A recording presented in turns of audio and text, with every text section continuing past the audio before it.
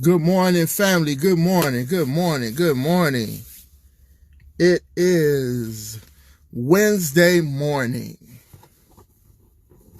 Wednesday morning live. Hope everybody's doing well.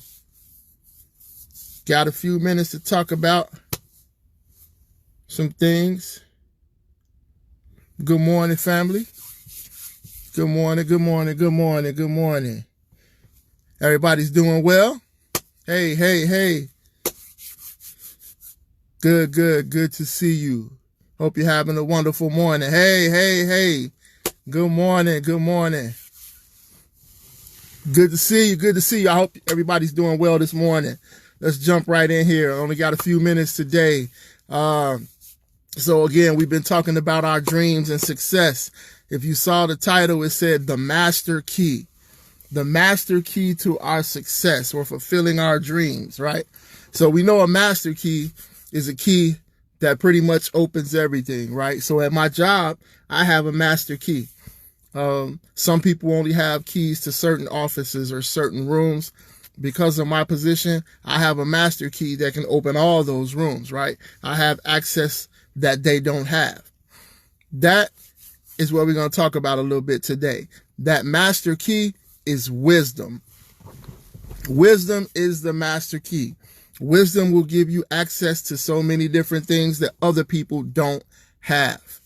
Wisdom is the one thing that can bring you the treasures of God, right? In our hands or in the hands of the believer, wisdom is probably one of the most important things or one of the most powerful things on earth. If you remember Joseph was able to stand in front of Pharaoh. He was able to face Pharaoh with the wisdom of God, and he spoke the wisdom of God. When Joseph was able to stand with that wisdom, what ended up happening was he ended up getting elevated, right?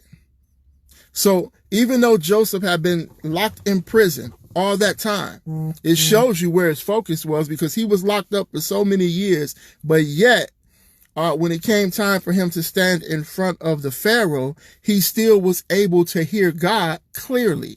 So he was able to speak that wisdom. So even though he was in prison, so I want you to remember, no matter where you are in your life, whatever you're going through, you want to try to stay tapped in and stay tuned in to God so you can download that wisdom.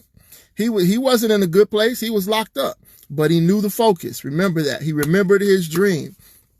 That wisdom caused him to be elevated to the highest position possible under the Pharaoh. And he was able to do some great things. Proverbs 4:7 says, wisdom is the principal thing. Therefore, get wisdom. And with all thy getting, get what? An understanding. Verse 8 says, exalt her, and she shall promote thee. She shall bring thee to honor when thou dost embrace her. When you embrace wisdom, it'll bring you honor. When you embrace wisdom, it'll elevate you. As we see here with what happened with Joseph. He embraced that wisdom, and that wisdom elevated. So a couple more things about wisdom here. Number one, wisdom comes from God. That's first. 1 Kings 3:9 says, so give your servant an understanding mind. Now this is Solomon. So give your servant an understanding mind and a hearing heart to judge your people, so that I may discern between good and evil. For who is able to judge and rule this great people of yours? So here it is. He asked for wisdom out of all the things that he could have asked, because in the prior verse, I believe it may have been verse 5, God asked him what he wanted, right?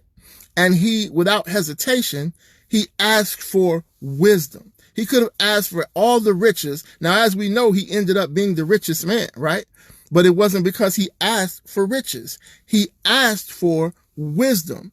And as we see, when I just read a little bit ago, it says when you embrace wisdom, then it'll bring you to honor. Then it'll bring elevation to you. So he knew this because of who his father David was, right? There were so many things he knew. He knew to ask for wisdom. So number one, we got to be humble enough to ask for wisdom, first of all. Knowing that wisdom comes from God, be humble enough to ask for it. Number two, there's in the prior verse, when you go back and read 1 Kings chapter 3, verses 5 through 9, Solomon says that it likens him to a little boy. He says that I don't know. He admits that he doesn't know. When it likens him to a little boy, what it's basically saying is that when it comes to wisdom, I'm a little boy. I don't have the wisdom. I don't know. See, so many times we look to be elevated and we think we can do it without God. We think we can operate without the wisdom of God. But he knew that he needed the wisdom of God. He was humble enough to say, I don't know. So when we don't know, it's okay to not know. But it's not okay to keep not knowing and not seeking the right things. But when we seek wisdom, the other thing about Solomon is he didn't ask for himself. When you read that verse, he said, so that I may judge your people. I want to be able to discern good and evil for your people, the people that you have chosen. This wisdom that we ask for is not for us to go out and just try to use it for our own selfish gain. But wisdom is for everybody else. It was so that he can bring something or have something to bless the people using that wisdom. Second thing about wisdom is that it opens your eyes.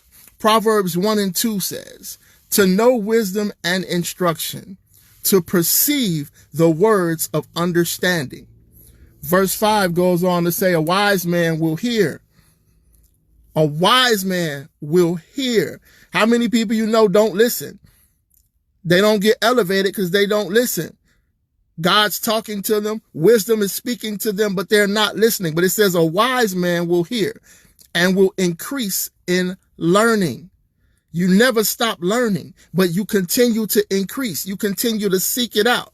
And a man of understanding shall attain unto wise counsels. Listen, wisdom is not something that you get and you have it all. You and I could never possess all the wisdom that the Father has. If we could, we would be him, and we are not him.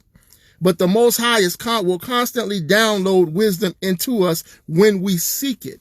And we have to seek it, and then we'll increase in learning. So again, that master key or the main ingredient for success is wisdom, family. Going back to Proverbs 4 and 7, it said wisdom is the principal thing. That means it's the main thing. Wisdom is the main thing. Nothing else, but wisdom is the main thing. There are sometimes people you will run into that may not have the gift or the talent or abilities that you have, but their level of wisdom is on such a level that they will amaze you in the things that they're able to do because they have the wisdom of God. So in everything that we do, this should be first and foremost wisdom. It's the principal thing. Wisdom is the master key, family. So remember that today. So let's begin to seek out wisdom. I'm not saying that you haven't sought it out, but continue to seek wisdom. Continue to seek a man of understanding. A wise man will hear and will increase in learning. I'm sure you guys want to learn more and more, right? I know I do. It's the way we elevate. It's the way we get our dreams and succeed. So family, have an incredible day. Whether you're at work or at home, I love you all. And I'll see you tomorrow morning. Remember, wisdom, family, is the principal thing, the master key. God bless.